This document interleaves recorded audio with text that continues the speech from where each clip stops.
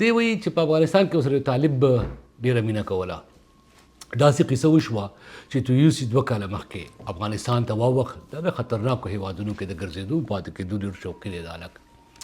وایي چې هلته لاړ نو په یو کوټه کې پاتې کېده، کمره کې یو طالب به د کمرې ته وایي تګ راته په دې نظر ساته.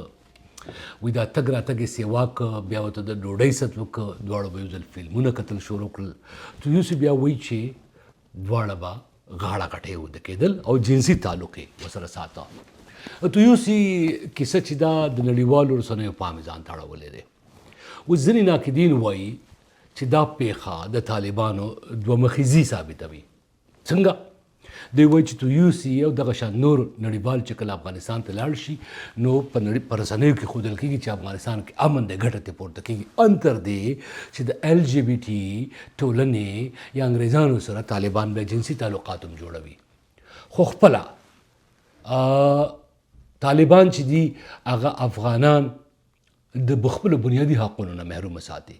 مثال په توګه د هغو خلاف څوک غږ نشي پورته کولی. په جینکو د تعلیم بندیز دی. ښځو ته وایي چې په اوچت غږ به خبرې هم نه کوئ. نو یو خواته تویوسي لاړ، په کابل کې ورسره یو طالب جنسي تعلقات جوړ کړل، بلې خواته افغانانو ته په کابل کې د آزادو ګرځېدو اجازت هم نشته دی.